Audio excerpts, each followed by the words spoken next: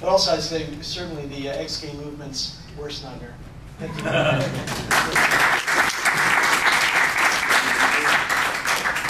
It's kind of like MTV Unplugged here. Guitar. We'll start with my first book, Anything But Straight, the Unmasking the Scandalous and Lies Behind the Ex-Gay Myth. I started this book,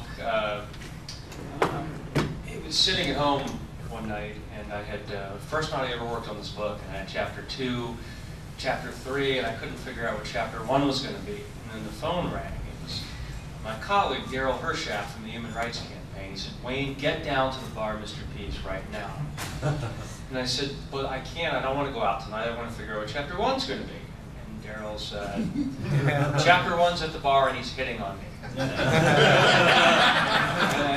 I said, "Daryl, what do you mean?" He said, "John Paul, the king of the ex-gay ministers, I think it's him, and he's trying to take me home and offering me cocktails."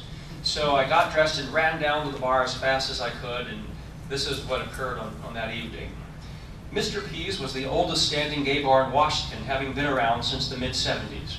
The foreboding gray exterior, punctuated by pitch-black tinted windows, made the bar an intimidating place to those not acquainted with it, and those who were acquainted with it were probably too drunk to notice. The bar was known for its drag shows, cheap booze, and dim, cruisy atmosphere. Around the corner was the P Street Beach, a heavily wooded area. Washington's most notorious gay cruising spot. If Paul was looking for a secret sexual liaison or for a place where he could quietly find mischief, then he was in the right spot. Imbued with curiosity, I slowly opened the creaky paint-chipped door and entered the bar, trying to go undetected.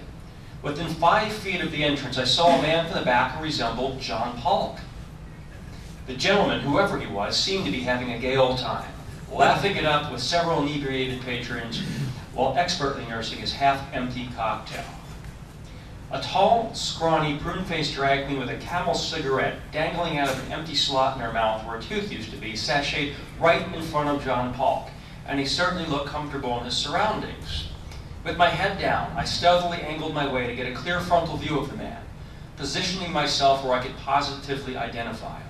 My heart stopped. I could no longer hear the pulsating music, and the world moved in slow motion.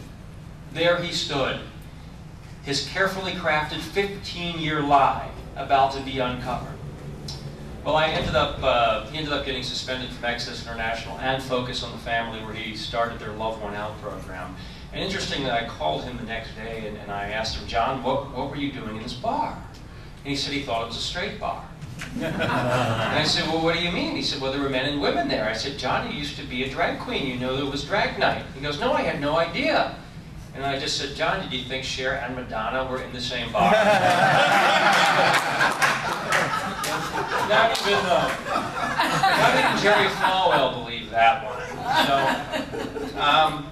So later on, people ask me, people often ask, why would I write a book like this? And because I remember playing on my basketball team at Kaiser High School as a senior, as the captain.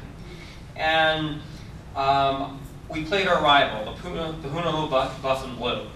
And I had an incredible game with 25 points and 15 rebounds, yet we still lost the game. After the game went to the locker room, the coach was livid. He slammed the chalkboard and said, "Everybody on this team played like a faggot, except for Wayne." And I was thinking, "Coach, if we would have played like that, we would have won the game."